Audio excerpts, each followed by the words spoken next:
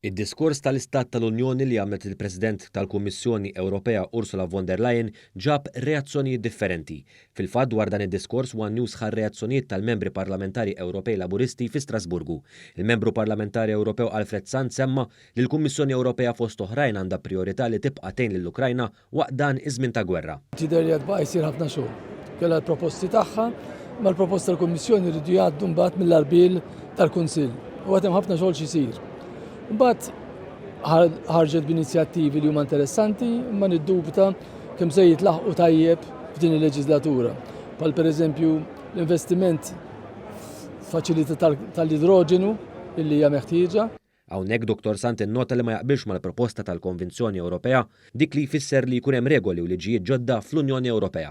L-Europarlamentari Laburista Alexa Ġussaliba nnota li dan il-pjan seta' jkun aħjar e kif ma kienx soċjali biżżejjed. Il-Kummissjoni għandha kellha pjan tajjeb f'ċertu oqsma, però mhux biżżejjed sabiex fl-aħħar mill-aħħar naraw illi l-familji u n-negozji tagħna jkunu jistgħu jissopravvivu fis-sitwazzjoni ta' instabilità fil-prezzijiet tal-enerġija. Hawnhekk Ġussaliba qal li għandu jkun hemm fond ta' emerġenza soċjali li permess tiegħu jgħin lil dawk li żjed vulnerabbli waqt dawn iż-żminijiet ta' sfidi.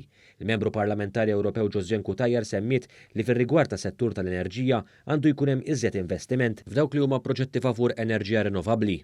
U f'dar rigward miżuri anke ta' effiċjenza fl-enerġija huma importanti għaliex dawn ifissru ambjent iktar nadif, inqas konsum tal-enerġija u jfissru wkoll iktar flus fil-bwiet taċ-ċittadini tagħna, iktar flus fil-bwiet tan-negozji tagħna u iktar wara kollox investiment lura fl-ekonomija għall-ġid ta' kulħadd. Hija nnotat li taqbel mal-President tal-Kummissjoni Ewropea fir-rigward tal-immigrazzjoni hekk kif saħqet li għandu jkun hemm solidarjetà bil-fatti.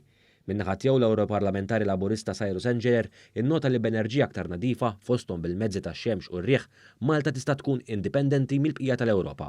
Minn dak ix-xemx u r-riħ nistgħu nipproduċu enerġija biżżejjed għal Maltin u l-Awċin kollha u naħseb illi dak il-pass jagħmilna indipendenti, nkunu nistgħu nieħdu d-deċiżjonijiet kollha li jkollna bżonn, ikun jista' jkollna l-orħos kontijiet bħalma diġà għandna, imma ħortijiet terġgħu orħos ma jkunu niddependu minn fuq ħadd u apparti minn hekk nkunu qegħdin nagħmlu ġid kbir lill-ambjent.